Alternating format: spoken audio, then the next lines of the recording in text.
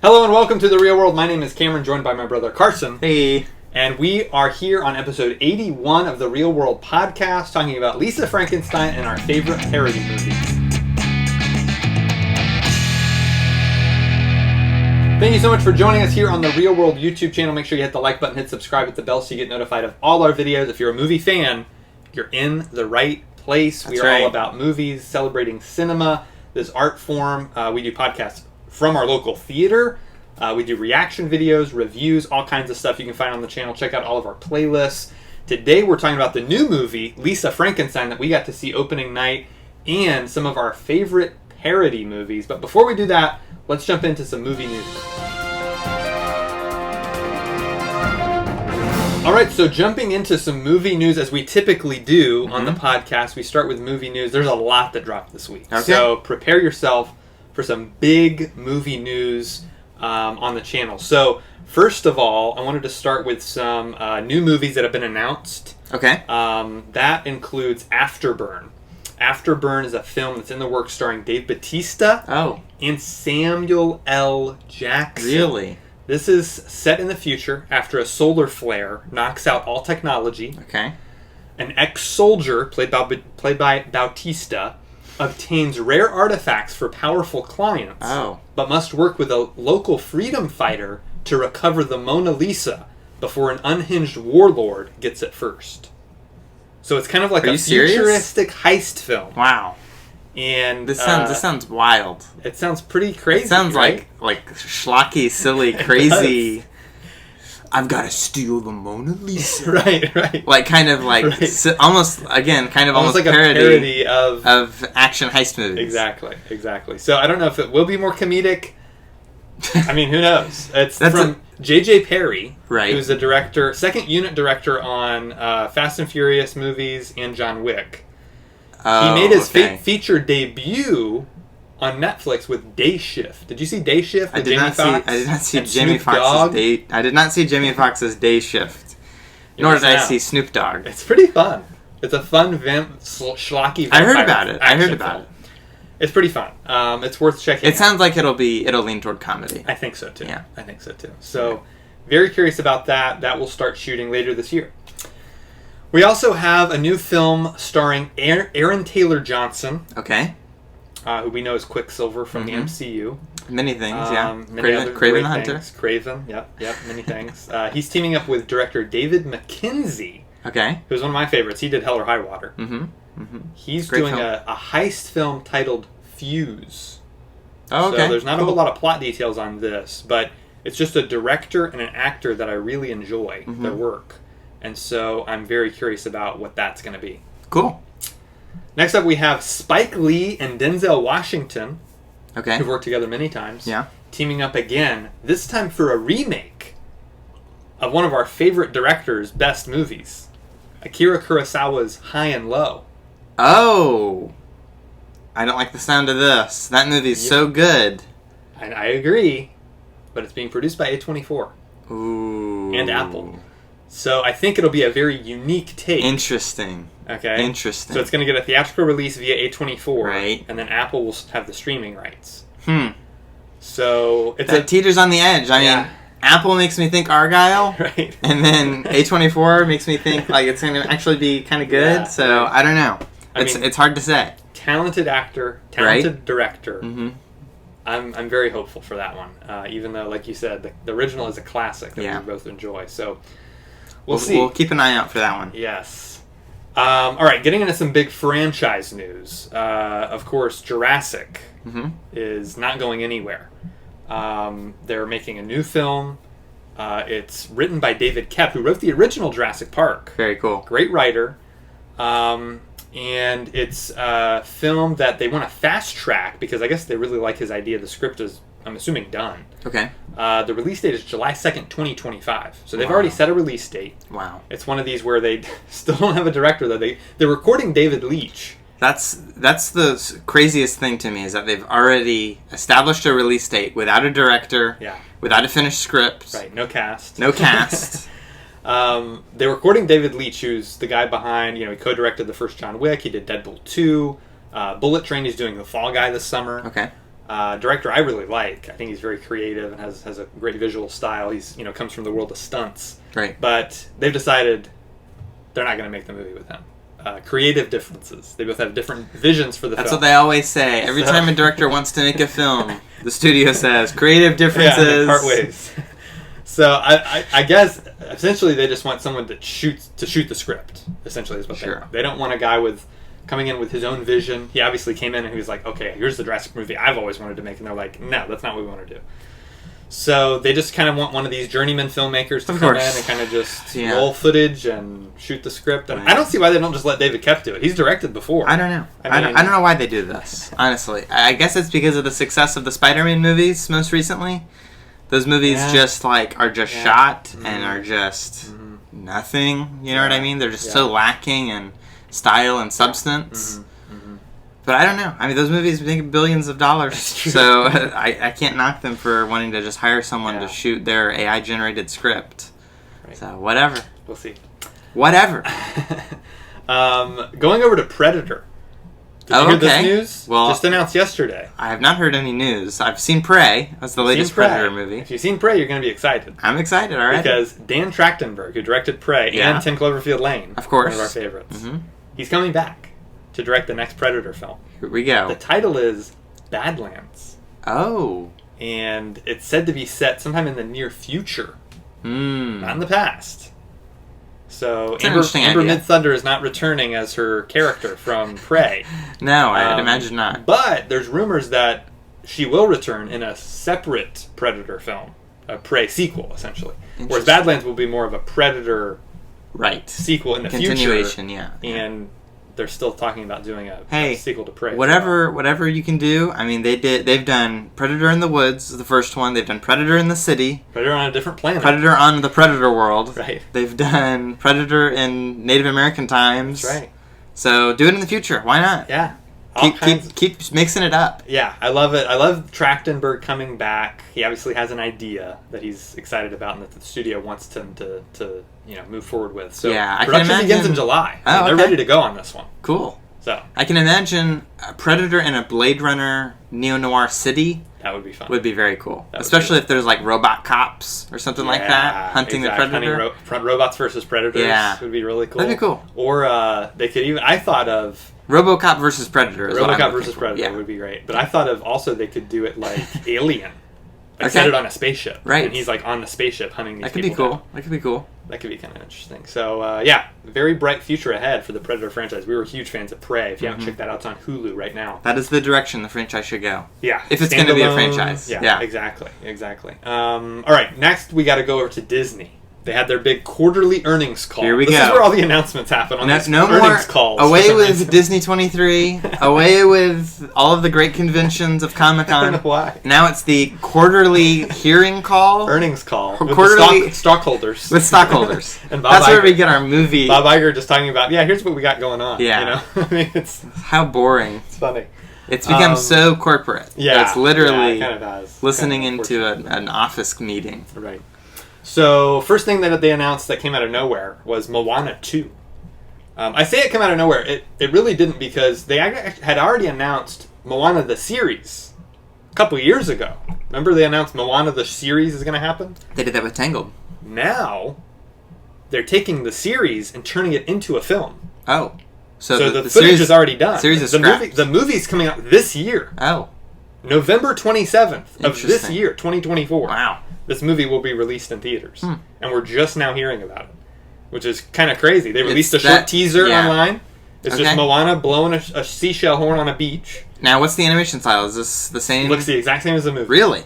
Looks great. Couldn't give Tangled that treatment, could you? No, unfortunately not. Well, it got a great 2D animated. It did. Series. Yeah, and some shorts, so we're good. Some shorts and a movie. Right. Before, Ever After. Right. It's very good. Yeah. It's one of the greatest Disney sequels, in my opinion. Very good. Of recent years. Worth watching. Incredible. Check it out on Disney Plus. So, Moana 2 is happening. Okay. I guess they were very impressed with the footage, and so they decided to move forward with the movie. Latest I saw of Moana was the Disney anniversary short that they did. The 100th anniversary. 100th anniversary. Studio. Correct. Yeah, excellent.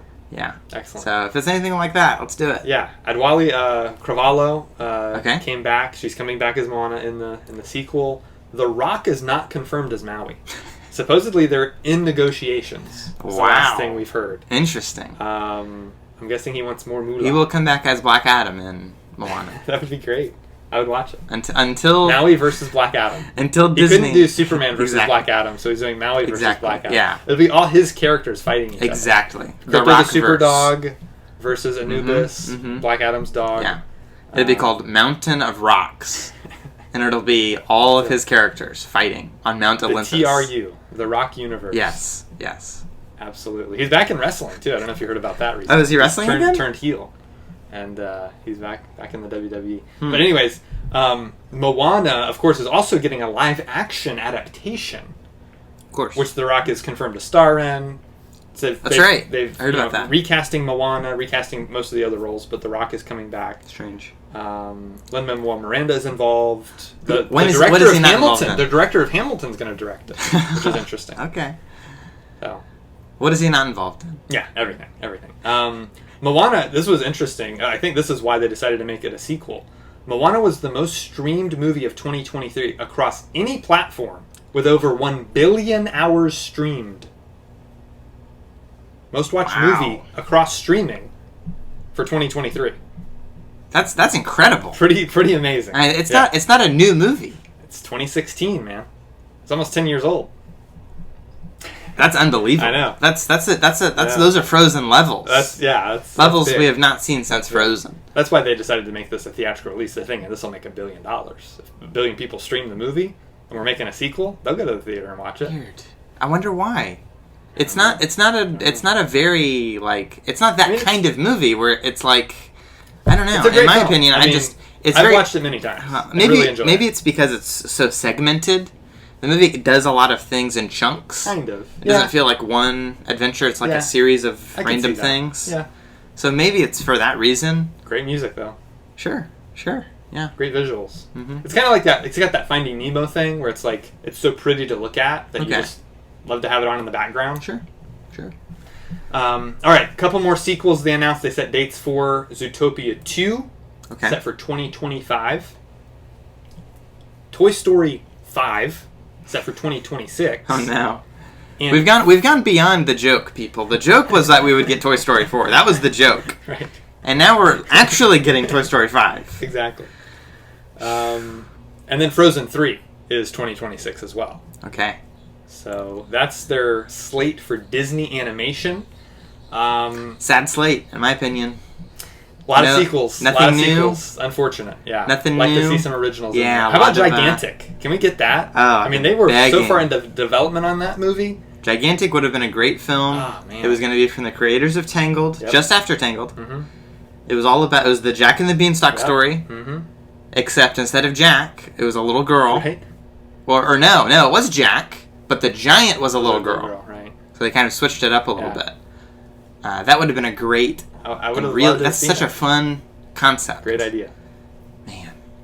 Oh, well. Bummer. Moving on to Lucasfilm, of course, part of Disney now.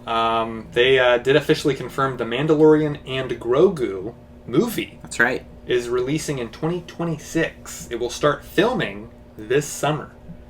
So they've got it written down. They've got it done. Favreau has it ready to go. Mm-hmm. Really excited about that. Possible May release, which would be cool. Go to back Star Wars in May. I like Star Wars in December. There's still actually a December release date in 2026 as well, which people are thinking could be the New Jedi Order movie with Rey. It's possible. But I think that's a bad idea because the last time 2 Star Wars movies came out that close together, Solo flopped. So I think they should. That's true, but I think also to keep in mind that we haven't had a Star Wars movie in theaters in a while. It's a good point. It's been several years. It's been several years since we've had a Star Wars movie. I think the reason Solo flopped was because there was so much oversaturation. Right. Star Wars projects every year, sometimes multiple a year. That kind of led to the burnout. I agree. So we'll see. I predict Mandalorian and Grogu will perform very well. Oh yeah. And I think that will encourage them to release a movie sooner. Could. We'll see. But again, then you have the oversaturation problem, which is why I think they should bump it back. I know. Just wait a full year for the next May. I mean, that's all you have to do. It used to be, I mean, in the days when it took a year to make a movie, Like 2 to 3 years. 2 or 3, yeah. I mean, the prequels, they were all 3 years apart. Originals were all 3 years apart. Oh, did you hear this? This was just announced today. This is breaking news, people. What is it? They officially confirmed Star Wars Episode 1 The Phantom Menace re-release in theaters this year. Really? May 3rd of 2024 for the 25th anniversary. Wow. 25 years. We'll get to watch it again in theaters. theaters. There it is. Yet again, this will be the second time I've seen it in theaters. That's right. We went and saw the 3D release. Very back cool. in 2012. Very cool. Over 10 years ago. 12 years ago. That's right. Crazy it's been that long. Phantom Menace. I feel like Phantom Menace has been re-released more than any other Star Wars movie. After this one, I think you're right. I think the originals, they got a reissue when they went 90s, the special editions. Exactly. Special editions. Yeah, I don't remember. Yeah, because they never converted all the others to 3D because Lucasfilm purchased them. This will be the third re-release. Third release. Right. Of the Phantom Menace. Yeah, that's pretty crazy. And it's the most derided of them all. That's correct. I mean, that's what's shocking. I mean, if you're re-releasing A New Hope, right. If you're re-releasing Empire, or whatever, that makes sense. Well, they did Return of the Jedi, remember? That's true. We went and saw that. That's so true. I think the originals might have more re-releases because they usually do those anniversary. They're releases, older, the right? big ones, the 30th anniversary and all that. Yeah. Huh. So, but yeah, I'm very excited to see it because I'm a huge fan of Episode 1. I know a lot of people aren't. I think it's very fun. It's a really fun movie. It has its charm. It's a great looking movie. So, yeah, excited about that. All right, let's move on to the MCU. Okay. MCU, people are talking about superhero fatigue. They're talking about, MCU, the quality's dipping. The budgets are too high. They're not making enough money. You see those Daredevil set photos? Series. Yeah, do not look good. No? No. Daredevil. Honestly, Ben Affleck's suit looks better, in my opinion. Honestly. I mean, where's the D's? Just give us the D's. I mean, the double D's. Come on. So, MCU movies will be produced less moving forward. So, here's Bob Iger's strategy. 2 or 3 movies a year, 1 series per year. So that's his kind of template moving forward, and only focusing on what he calls the strongest franchises within the MCU. So I did some research. I got some box office numbers for us. Here we go. The top 10. Crunch those numbers for us, Cam. The top 10 highest grossing MCU movies that have sequels, right? So, like, I'm counting all the movies in one franchise. But aren't complete trilogies. Some of these are. Oh, some of them are. Okay. Some of these are. So I did our top 10, right? Right. So at number 10 is Captain Marvel. Both of those films grossed $1.3 billion. Okay. Very cool. At number 9, Ant-Man. All 3 Ant-Man movies grossed $1.6 billion. Wow. Okay. At number 8, Doctor Strange. Those 2 films grossed $1.6 billion. Okay. Just a little higher than Ant-Man, 1.63. Ant-Man was 1.18 or 1.68. Okay. 618. Black Panther. Those 2 films grossed $2.2 billion. Captain America, $2.238 billion. Okay. With all 3 of Captain America's movies. Then Iron Man with $2.425 billion. Wow. Next, Guardians of the Galaxy, $2.482 billion. Next is Thor. All 4 Thor movies grossed $2.7 billion. Interesting. Then, if you count Spider-Man, which I'm including because this is just the MCU Spider-Man movies, of course. the 3 MCU Spider-Man movies, $3.9 billion. Each of them. No. This is all together. These are all totals as a total. for all the movies together. Each of them made $1 billion. Correct. Essentially. The It's third one spread made out. $2 billion. Right. The first one made like $300 million. Yeah. And then, of course, their number 1 franchise is Avengers. With $7.7 billion across all 4 Avengers films. Wow. Unprecedented. So those are their strongest franchises. So if they're focusing on the strongest franchises, obviously Avengers movie, we know we're getting 2 of those soon. Spider-Man, there's still no official word on here's the 4th Spider-Man, here's when it's happening, here's the title. Everyone's thinking about it. Everyone's talking about it. I mean, it's going to happen. We're just waiting when. Thor is the number 3. I mean, of course, that's 4 movies, so that's He has kind of that advantage over the other ones. But you could do those movies forever. I mean, Thor... The rumor is the next one, obviously, they set up Hercules in the last one. Right. It's going to be Thor and Hercules. Beta Ray Bill, bring him in. Beta Ray Bill. He'll save the character. It'd be great. And then Guardians, which we have that new Guardians team at the end of Guardians 3. They could do a movie with them. Of course. I don't see any Iron Man movie happening. I could see Ironheart. I could see Armor Wars. Armor Wars is kind of tied in. That's true. Maybe bring in Iron Lad. Possibly. There's lots of Iron characters. They're doing Young Avengers, obviously. Yeah. So Iron Spider. Yeah. Captain America. They're making another Captain America already. Brave New World. Right. Of course. That's set to go. Black Panther. No word on a third Black Panther. No word whatsoever on that. Doctor Strange. They kind of set up him and Clea going on some adventure, but there's no word on that. Obviously, Ant-Man kind of seems like it's done. They could do another one, I guess. It seems like more they're going to lean into his daughter, Cassie. And then Captain Marvel. That last one didn't do very well at all, so I do not expect them to make a third Captain Marvel movie, but we'll see. Well, we set up Young Avengers. So Young Avengers is definitely happening. Looking forward to Young Avengers, Secret Wars, Kang Dynasty. Brave New World, Captain America. Brave New World, of course. Thor and Hercules. Right. Spider-Man 4. Okay. Those are the ones that I think are so it sounds like we'll be getting mostly sequels and not original characters in films. This does not bode well for the art form. Yeah. I mean, Thunderbolts kind of is a new thing. Sure, but it's just a team of characters we already know. True. I do think that having one series every year is our creative outlet. That's a great idea. I think having the one series, like they kind of did with Moon Knight. Instead of 4. Right, exactly. And having that series last a little longer than, well, Daredevil Born 6 Again, or 8 episodes. remember they initially ordered 18 episodes. That's right. Which I think is kind of a cool idea. Sure. If you can sustain it. That's kind of hard to sustain, but...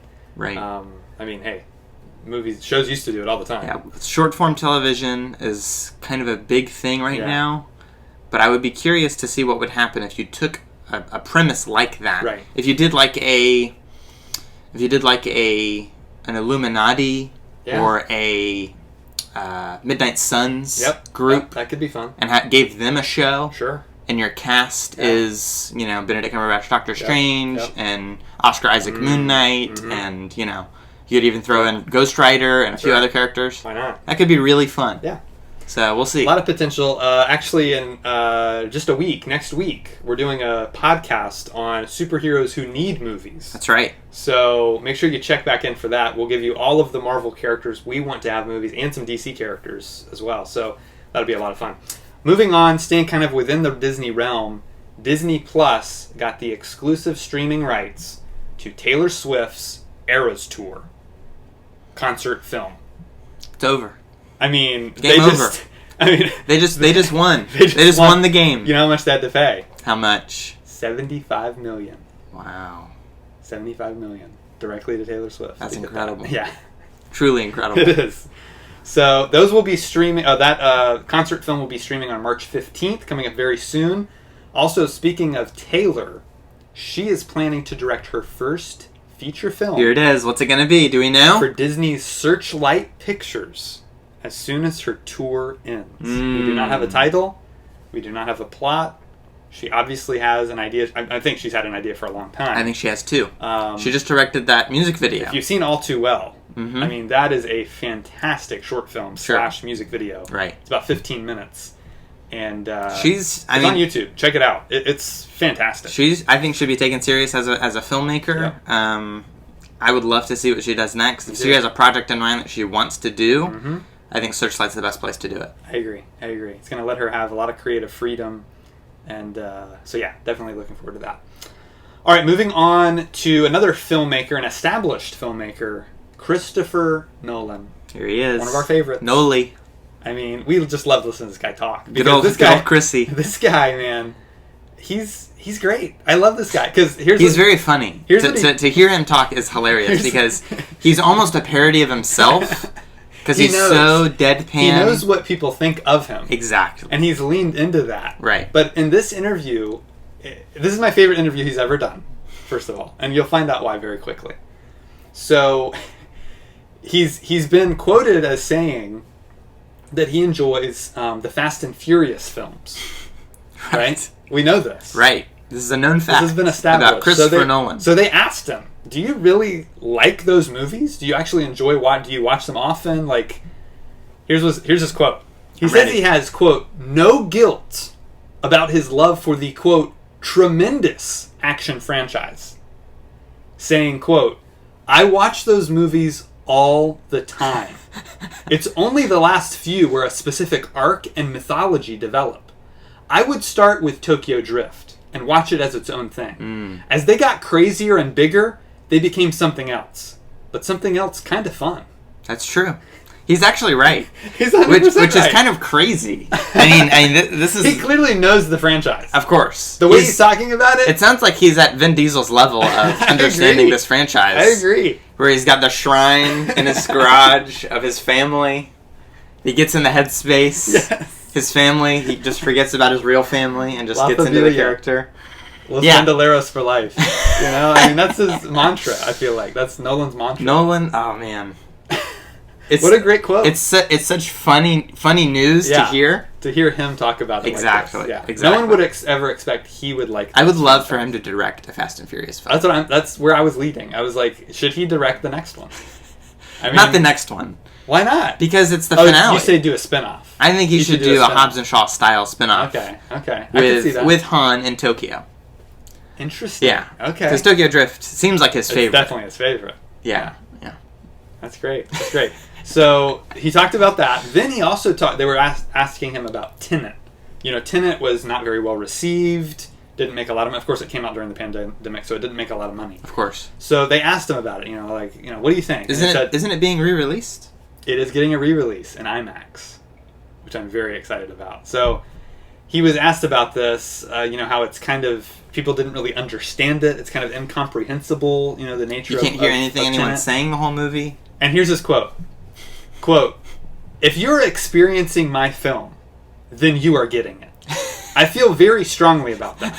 I feel like where people have experienced frustrations with my narratives in the past is sometimes they think they are slightly missing the point. It's not a puzzle to be solved, but an experience to be had. Preferably in a movie theater, but also at home. And then he also goes on to say, you're not meant to understand everything in Tenet. It's not all comprehensible. The thing about Tenet is, I think of all the films I have made, it's the one that's very much about the experience. So yeah, his style is really fully on display in Tenet.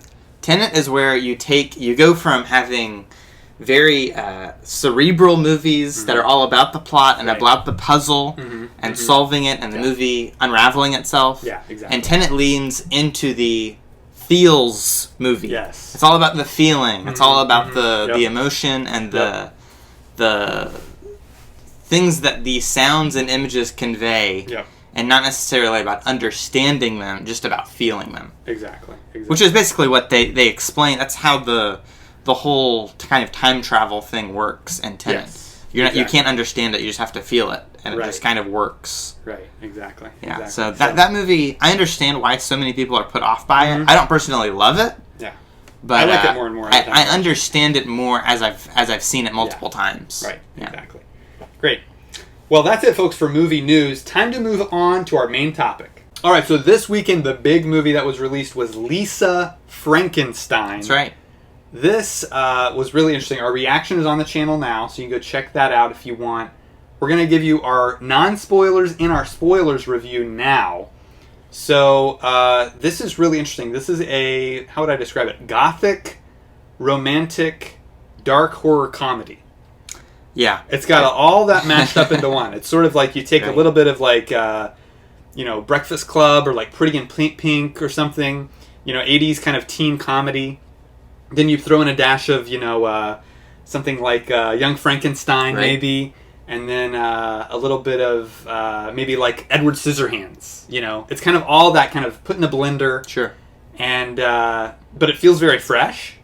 It's got a great visual style. Definitely. Really enjoyed watching it. It's very silly, kind of over the top at times. Right. But definitely has great performances in it. Mm-hmm. Specifically, Cole Sprouse. Absolutely. Who I think is just phenomenal in this movie, honestly. Catherine Newton's great too. Supporting cast is all good.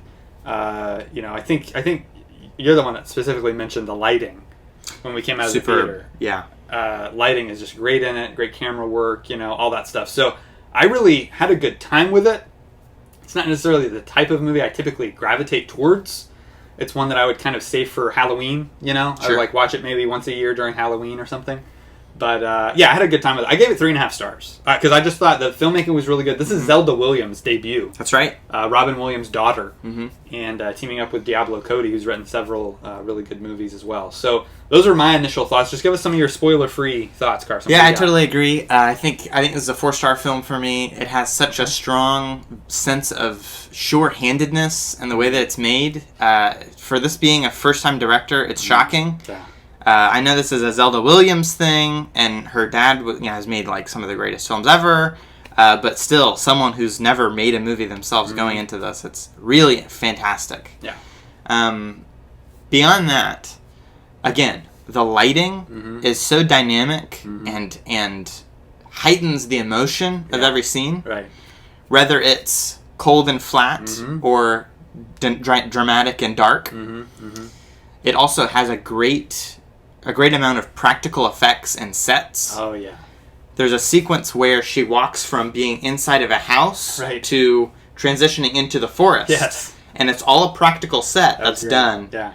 And transitioning her into that scene. And it's beautifully done. There's some amazing shots, amazing visuals. Yeah, I agree. And, and the shocking thing about all this is the budget is only $13 million.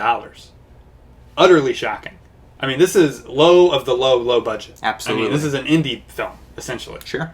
So the fact that it got a big push, the fact that it got a wide release is really cool. Unfortunately, it hasn't done great at the box office so far. We'll wait for the full weekend numbers to come in, but opening day wasn't huge.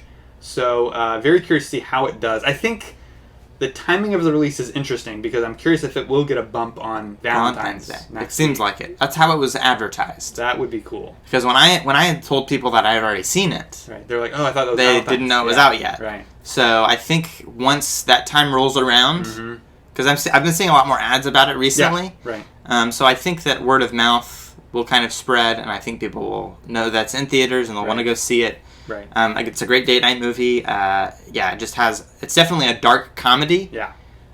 But it has some fantastic visuals and fun, comedic situational comedy moments. Yeah, all that elevated the film.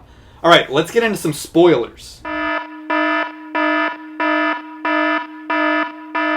right, so getting into more details, we can spoil the movie if we want. If you've already seen it, we're not going to go into super, detail on it, really. But, it is one of those movies that definitely has some laugh out loud moments that really got us. Yeah.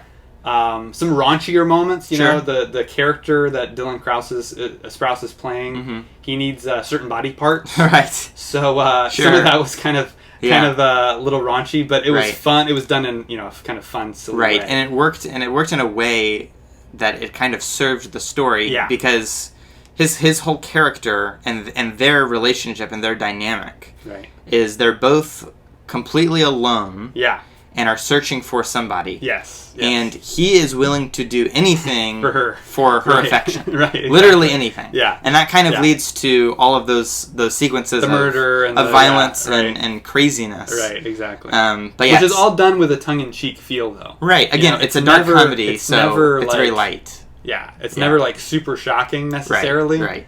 But it is dark. So there's that stuff. There are dream sequences in this movie that are probably my favorite parts of the movie. The black and white. Because it goes black and white and it's like a silent film. Right. And it's very everything is stylistically looks like it's drawn and looks like it's handcrafted. Yeah. Well, the opening credits are animated. The opening credits are animated as well, and some of the closing credits are. Right. But yeah, there are big moments and chunks of the movie that go full into that kind of super creative, artistic interpretation. Right. Like she gets high in one sequence and it kind of goes all crazy and cool. But yeah, definitely everything that's done is in service to this story and these characters' dynamic. And it kind of has that almost film noir kind of comeuppance story that comes full circle. So it's paying homage to what it's parodying, which is those Universal monster movies, silent films, and 80s teen comedies. So it's kind of does what all great parodies do, and is one of those. And is also poking fun at the tropes. Exactly. So it subverts your expectations in a lot of ways, but also leans into them and when it really matters. Yeah, I agree. And it doesn't overuse the 80s nostalgia. It felt very authentic 80s, yet again, somewhat over the top a little bit, but it's not like constantly bombarding you with 80s songs and references and stuff like that, which I think some movies have done recently. But going back to Sprouse, this kid, you know, we've watched him for so long on Sweet Life. He's Cody from Sweet Life. You know, and to see him do something like this that's so different from anything else I've seen him do. Right, this is different even than his work in Riverdale or anything like that. Because he's playing this creature, this undead kind of zombie person who's kind of slowly becoming more human as the movie goes along. But he doesn't say a word the whole film. He grunts, you know, which is so difficult to do. I actually read an interview with him where he looked a lot into mimes. And how he kind of incorporated that. I thought he did a great job. Definitely. So really enjoyed that. So yeah, it's one of those with a quick runtime, you know, and it just kind of breezes by. Enjoyable, fun, entertaining. Like I said in my review, it's kind of like a perfect Halloween or date movie. Sure. So I would definitely recommend it if you're into this type of movie. This isn't the type of movie for everybody. It's not a crowd pleaser. This is not a Boys in the Boat movie that is an Oscar winner that everyone loves. This is a niche thing for young couples are going to love this. It's just very, again, it leans a little bit into kind of raunchy, dark humor, and then kind of, it's a very like young adult teen romance comedy, or if you're into the kind of like stuff we mentioned before, Universal monster movies, or Tim Burton. You know, I've got a lot of Burton vibes here. For sure. Definitely, you know, the goth crowd is going to love this stuff. You know, so that kind of stuff, I definitely recommend it. It's in theaters right now. You can get tickets at the link in the description below. All right, folks, it is time for our top 5 parody movies of all time. Parody movies, you know, they've been around for a long time. Parody is basically just a movie that makes fun of other movies, essentially, is what they're doing. So there's a lot of fun ones here. I'm a big fan of this genre. These are some of my favorite comedies of all time, to be completely honest. These movies are for people who watch a lot of movies. Exactly. The more movies I watch, the more I like these films. Exactly. Because some of them, and we'll get to this when we talk about our lists, but a lot of these rely on a knowledge of filmmaking to really... That's true. For the jokes to really land. You know what I mean? That's a good point. Like, things that happen with the camera, or the sets, or... Props, or perspective. Exactly. All those kinds of things. Yeah, definitely. I agree. So, if you're a movie fan, you're typically into these types of comedies because they're kind of referencing a lot of different... Typically, what a parody movie... They won't really pick just one thing that they're parodying. Sometimes they do that. Sure. But other times it'll be like a whole genre will be parodied. So... these are a lot of fun. Let's start off with some honorable mentions. So I've got a lot of honorable mentions here because, again, I'm a huge fan of this genre.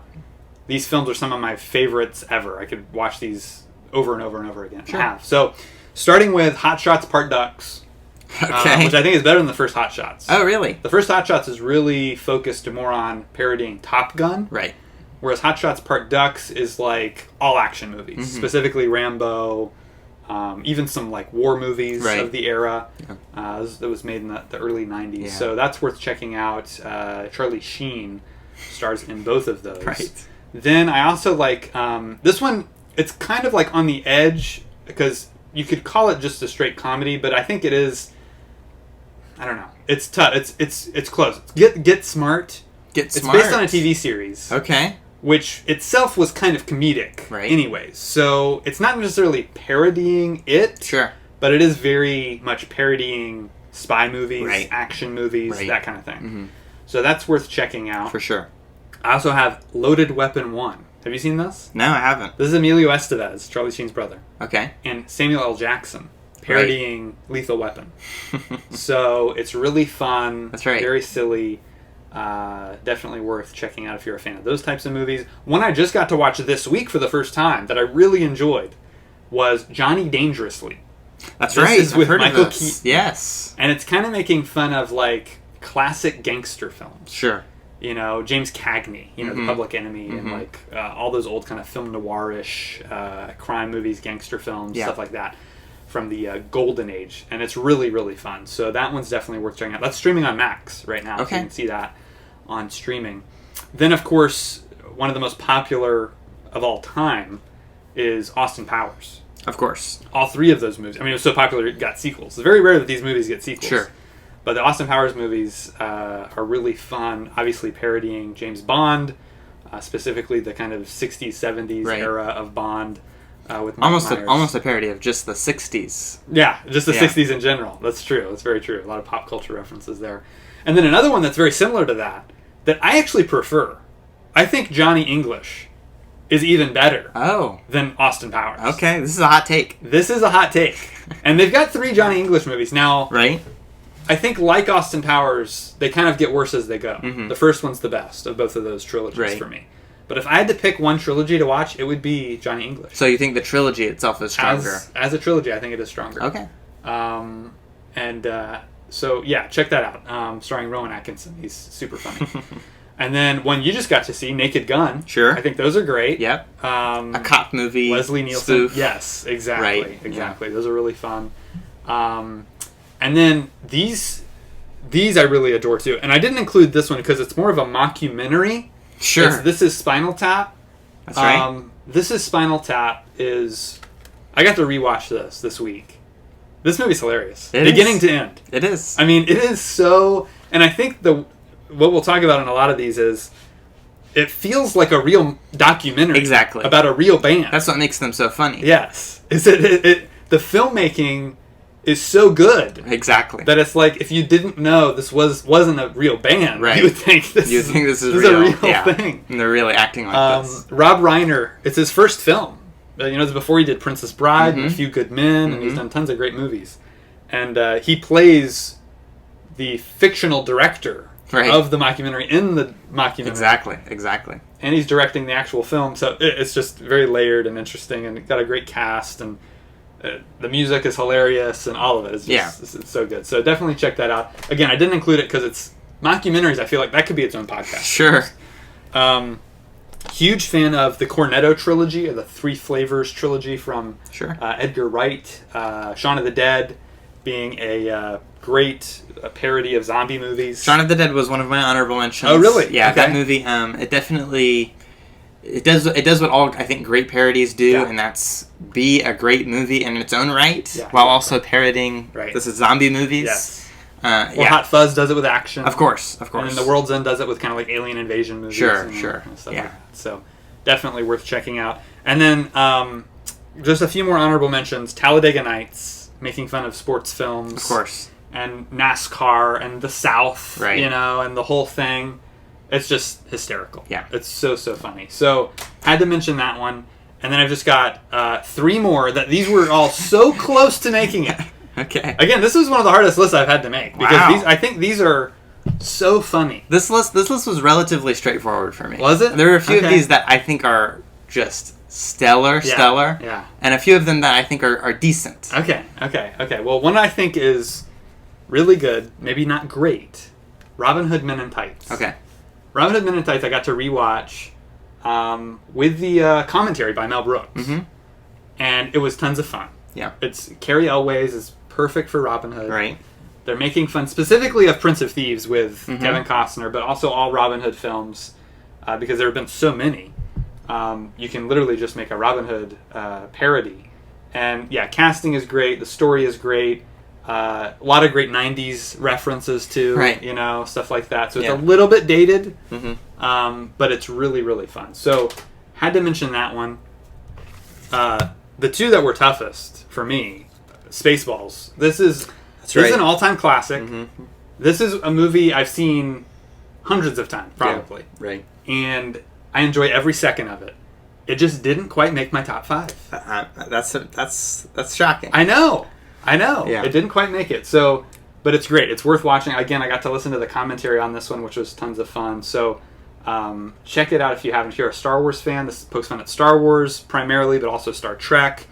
Alien. I mean, all kinds of big sci-fi Right. movies. 2001, all that stuff. 80s sci-fi. Yeah. Specifically, 60s, 70s, 80s sci-fi primarily. So that one, was a hard cut. And then, man, this is just one of my favorite movies. Just, it's so good. And it didn't make your top 5. It didn't make my top 5.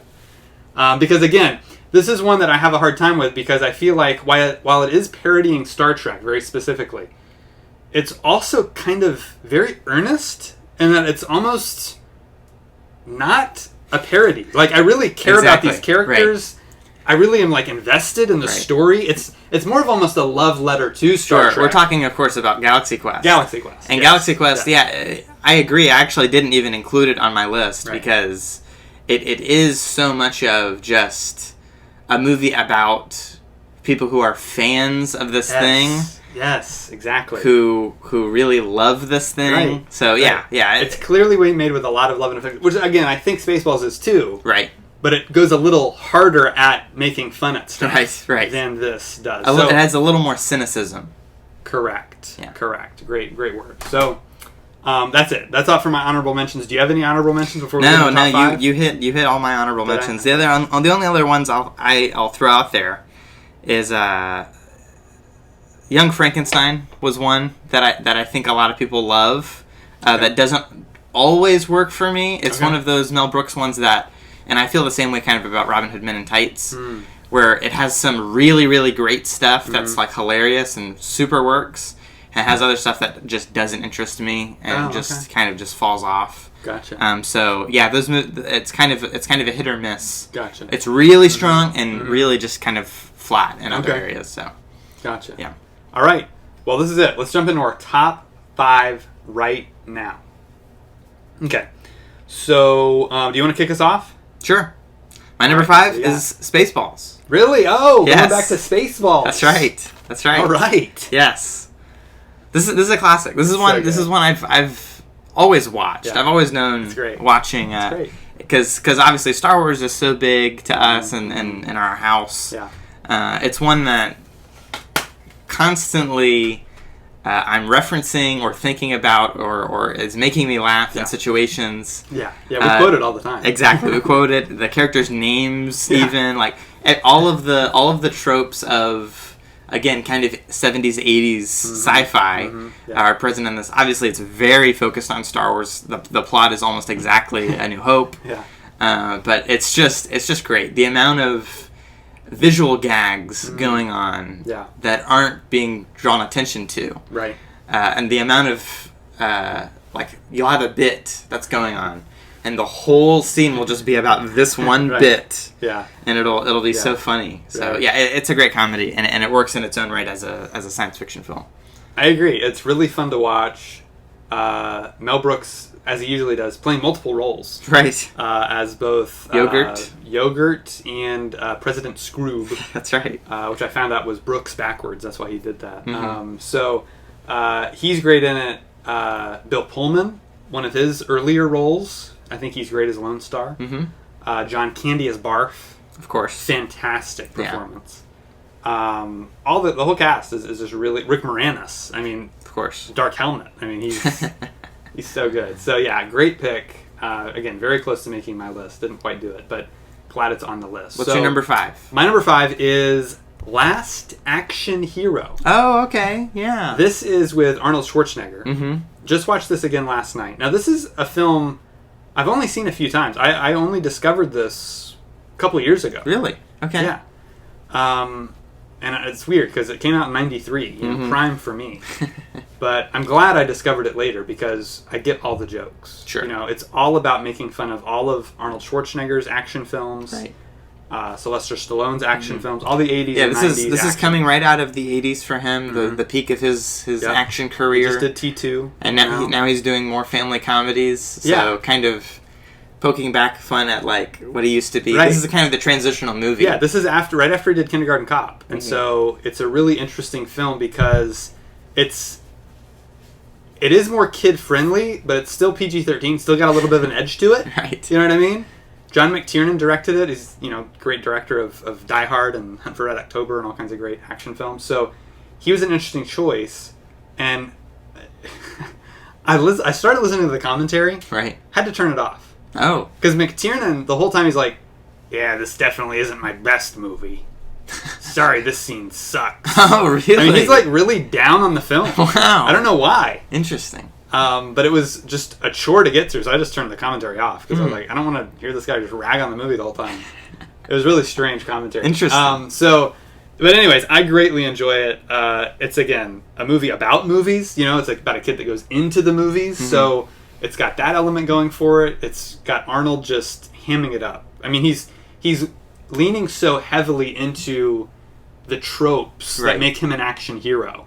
The one-liners and the big, you know, movements and action and stunts and all that. The stunts in this are incredible, by the way, too. Yeah. Great action film, but a great comedy, great parody of action films. But again, a lot like Galaxy Quest, a love letter to movies, too, at the same time. So this is one that I can watch anytime. I have a great time watching it. I like watching actors make fun of themselves. That's really fun to me. When an actor doesn't take themselves too seriously, exactly, that's really fun. And they have a sense of humor about their own career. Exactly, exactly. It's a rarity. And a lot of big celebrity cameos in this, too. Mm-hmm. A lot of big ones. Ian McKellen shows up in this. That's right. Jean-Claude Van Damme shows up briefly, like all kinds of stuff. So, great one. Your number 4. What do you got? My number 4 is The Ballad of Ricky Bobby, Talladega Nights. That's great. I gotta grab it. Yeah, this is a Will Ferrell comedy. Yeah. Will Ferrell is a staple of comedy in our household. Of course. Kicking and screaming. Right. And Talladega Nights does a great job at making fun of NASCAR and sports movies. Right. And the whole kind of uber American Southern loving kind of aesthetic. Yeah. It's hilarious. It's a film that's so about success above all, victory, that it kind of makes it's so winning. It's so funny. It's all about winning. It's all about winning. It's all about, because if you're not first, you're last. That's right. It's so funny. It is so funny. Yeah. I love it. I love it. It does a great job at totally deconstructing that idea of success. Right.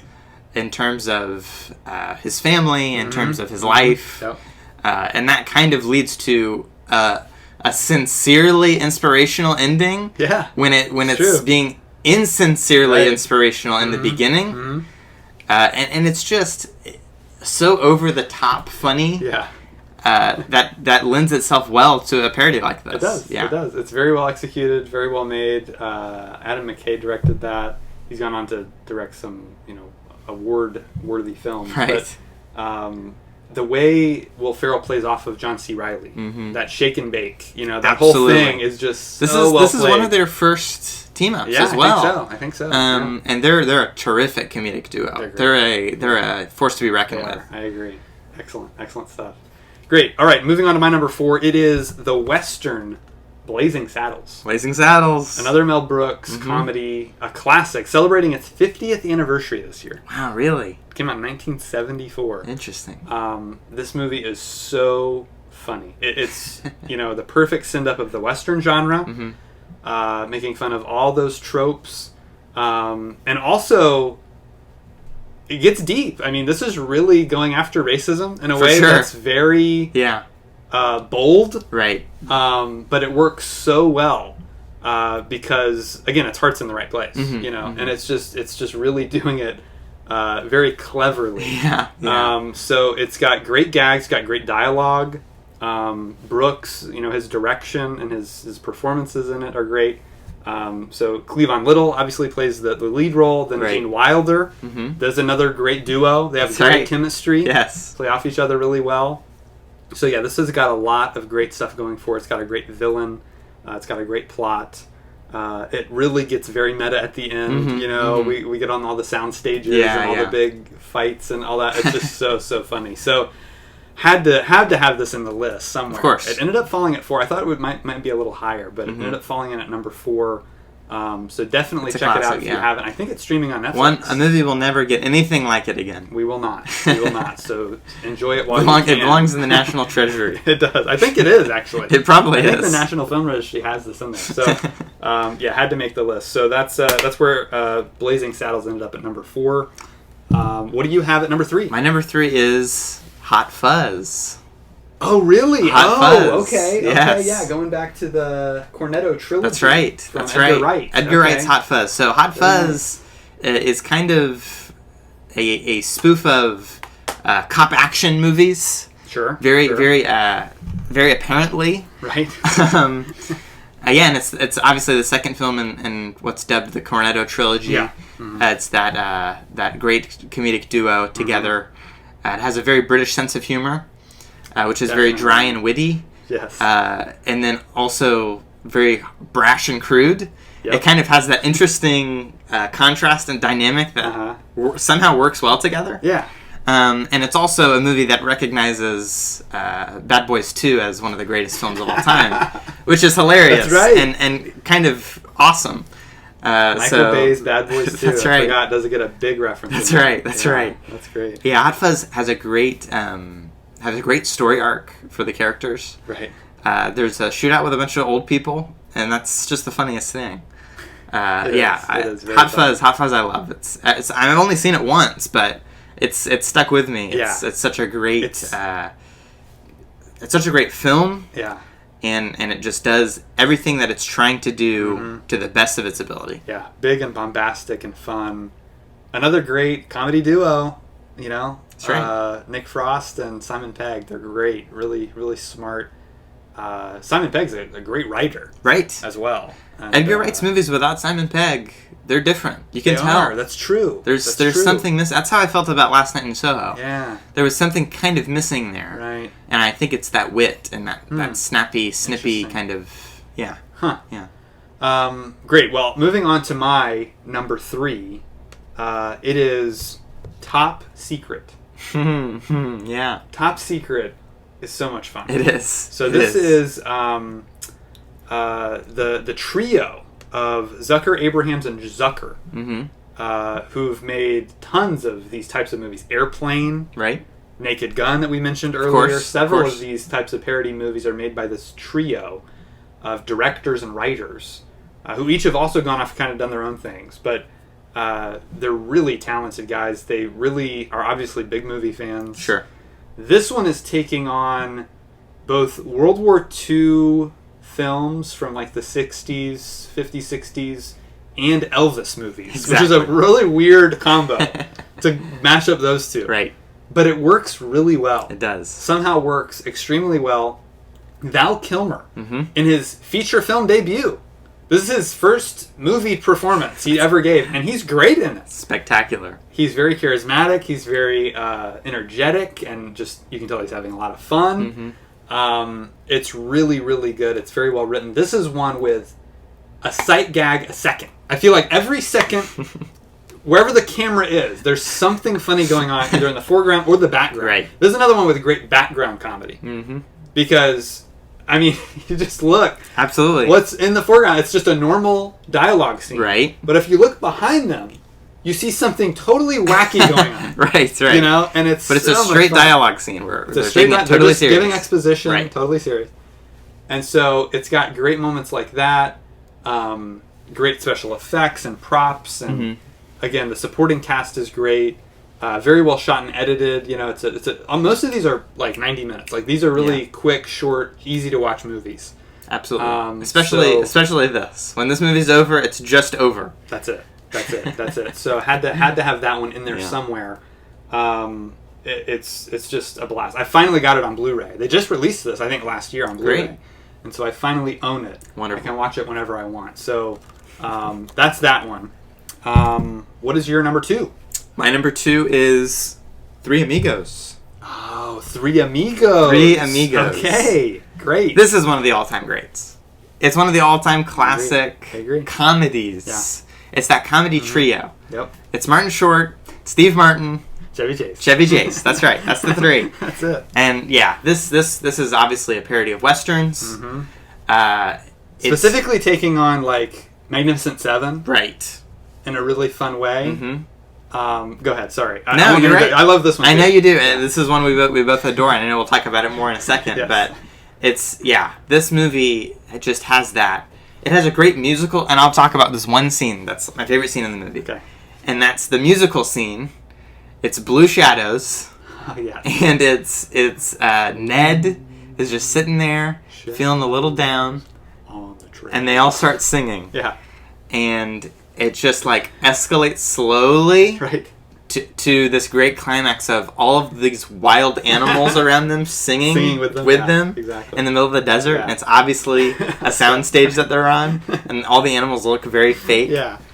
But it's hilarious. It is. It's hilarious. It's that just excellent, again, quotable lines, a gag per minute. Yep. Yeah, very, very funny movie. Yeah, hilarious. I'm moving on to my number 2, which is Young Frankenstein. Young Frankenstein, you mentioned earlier. I feel like this one is Brooks at his finest. Yeah. I feel like this movie has his best script. It has his best cinematography. Okay. It's all black and white. Mm-hmm. And it looks gorgeous. I mean, it looks so good. The setups, the composition, lighting, all of it is fantastic. It has a great score. John Morris scores most of Mel Brooks' films. And I think this is his best score. This Blu-ray actually has an isolated score track. That's how good the score is. So, like, we need to put an isolated score track on it. Yeah. So it's a great score. And then, it has, of course, the great Gene Wilder, who we adore, Willy Wonka. Of course. We mentioned him in Blazing Saddles already. But this, to me, is his best performance. This, to me, is him. He's unhinged. Right.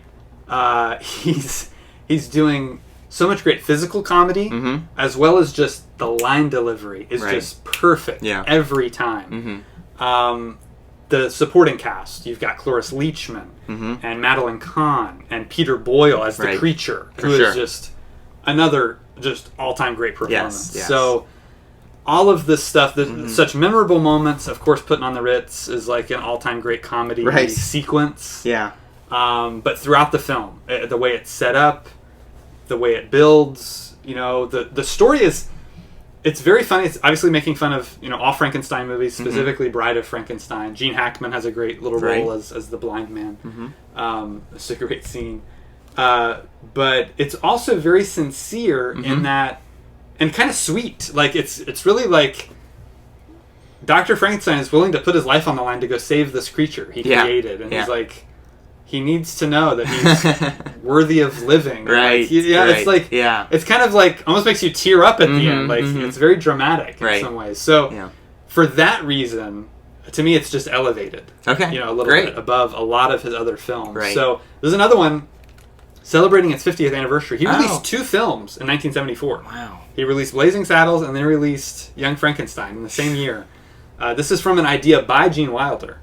Oh, okay. It was his idea to make this movie on the set of Blazing Saddles. Like, here's what we got to do next. It's Young Frankenstein. He had the whole idea. Very cool. And so they got together and wrote it and shot it. And, excellent. Just a great film. So, very cool. Worth checking out if you haven't. Young Frankenstein. I think this one might also be on Netflix. So that's my number 2. What's your number 1, Carson? We're there. My number 1's Top Secret. Top Secret. Talked about it. Really? Okay. I love Top Secret. It is super fun. It's like you said. It's a movie that has a gag a minute. Every scene has business going on. And it's always relevant to whatever the scene is. Like, they'll go in a room, it's like, let me show you my biggest fan, or something. He'll say something like that, and it will be a room full of fans, and one that's really big. Or whatever. It's prop humor. Prop.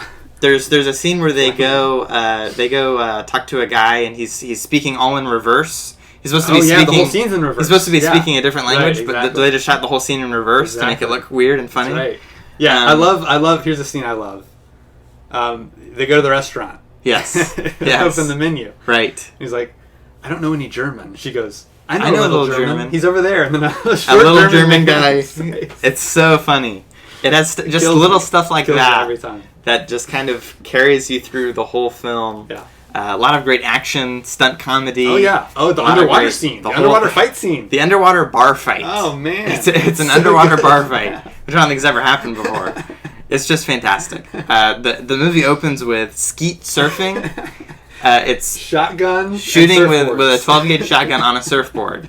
And that's the song. That's his hit song. All his songs, if you notice on the billboard, they're all skeet-related. They're all skeet-related songs. That's right. It's hilarious. It's hilarious. Great. That movie has a great American sense of humor. Yes. It leans into the kind of he's such a cool guy, and everything he does very is so cool and great. Greaser, fun. Exactly, it's very Elvis. It's making fun of Elvis, but it's putting him in a dramatic, dire situation where he has to be an action hero. Right. The dance sequences and numbers are fantastic. They just keep stepping it up to absurd degrees. Right. And it has a great Wizard of Oz ending where you literally have her say goodbye to everyone. Including the Scarecrow. Including the Scarecrow. He just happened to be there for that one scene. So funny. It's great. It's a great parody of American cinema because it's really centered around Hollywood and Hollywood movies. Elvis's movies were Hollywood movies. Right.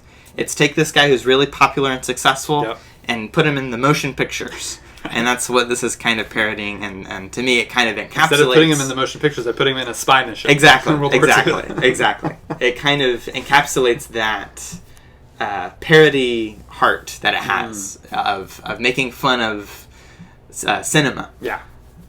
Great one. Great pick. All right, my number one pick, as you mentioned earlier, is Three Amigos. Of course. Man, this is one of my favorites. It's been a personal favorite for years. That's right. I mean, I saw this when I was very young, before I'd really seen many westerns. Yeah. And it's a great western on its own. It's a great western. That's the thing. That's why it works so well, and that's why it's number one, is because it is, on its own, just a great western. Again, I think a lot of these that we're mentioning, it's like Last Action Hero. Just make a great action movie, but make fun of action movies. Right. Young Frankenstein. Make fun of Universal, but make a great monster movie too. So this one is a great Western spoof, but it's also a great Hollywood spoof, like we're talking about with a lot of these. Absolutely. It's about actors. They're actors in Western films who have to go and confront a real bad guy in a real town in Mexico after they've been fired from their jobs. Right. They're desperate for work, and they think, we'll go and... Yeah, as you mentioned, the trio, Martin, Short, and Chase, are all great. Yes. Among the best trios, I think, in movie history, honestly. I could watch these three guys all day. Yeah. They're great. So it's got just stellar, shootout scenes. It's got some great jokes, great and characters. El Guapo. El Guapo is one of my favorite movie villains. He's scary, but he's also very silly. Right. He's very vulnerable. Like, you see him in like these very vulnerable moments. Definitely. He's like a real character. Yeah. Which is really fun and just really great to see. And then it's got great music, as you mentioned, Blue Shadow. It's got all these great songs in it that they're singing. It opens with a musical number. It does all that stuff so well. It's very much paying homage because it takes place in the early 1900s. So this is silent era. So it's paying homage to the silent era in many ways as well. And also a lot of kind of John Wayne 50s. John Wayne, very 50s. Western is mentioned here. Like I said, Magnificent Seven. A little bit of Clint Eastwood as well. The villains are very Clint Eastwood villains. That's true. That's true. Yeah, the bandits definitely are. But yeah, just a super fun movie. Perfect comedy. Perfect movie. I give this one 5 stars. Honestly, this is a 5-star film. I could watch it anytime. Yeah. I agree. So that's great. There it is. That's it, folks. Those are our top 5 those are our top 5 spoof movies of all time. That's right. Make sure you leave your favorite spoof movies in the comments below. Make sure you hit the like button, hit subscribe, hit the bell so you get notified of all our videos. And we'll see you next time right here on The Real World.